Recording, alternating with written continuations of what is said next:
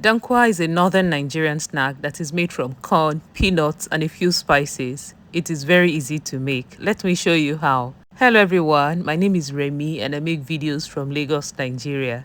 As usual, the ingredients list and measurements will be in the description box. To make dankwa, you're going to need some dried corn. You can use white or yellow, and you have to clean this dried corn and pick out the dirt. If it's dusty, please rinse and sun dry. If you don't have the time to sun dry, you can just toast like this and that process will dry out every moisture in it. Make sure to do this on low heat. This process cooks the corn and adds a really nice aroma to it. Patiently toast till the corn kernels turn brown like what I have here. Now you're going to add in the spices.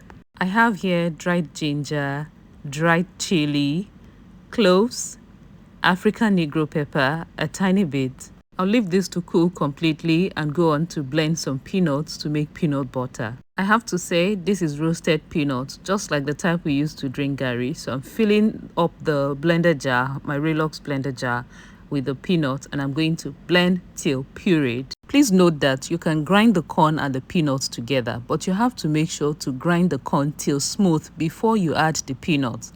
Else the peanuts will make the corn cake up before it gets smooth. Even though we need the mixture to mold eventually, we need to make sure that the corn is finely grinded. And this is the reason I always grind corn and peanuts separately. The corn is completely cool now, so I added that in my Relox grinder alongside the spices, and I'll blend this till smooth. A high-speed blender can also do this job. If you're making in very large quantity, say you want to sell, your best bet will be to take this to the commercial grinding machine operators. But if you have this heavy-duty grinder, you can blend a lot in a few batches. Blending is done, and this is the review. This grinder did an amazing job. I will just proceed to sieve just to make the powder finer. That's all. My people, I hope you're enjoying this video. If you are, please don't forget to give me a thumbs up, and I hope that you have subscribed to this channel. If you have not, this is a good time to do that because I bring recipes like this from time to time. So chances are, if you like this one, you're going to like many more to come.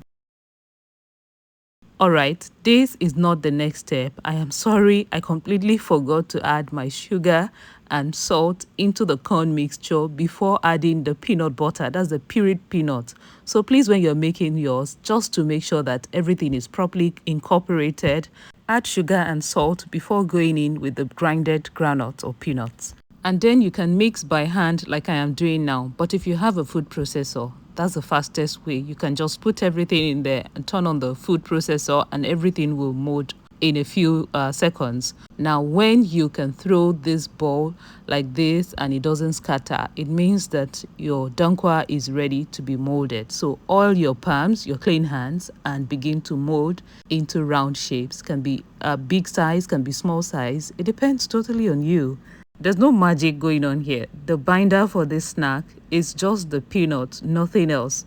And that's it. Done molding. I will go on to mold the rest, and that's how I have this pyramid of dankwa, or Tanfiri as the Yorubas will call it.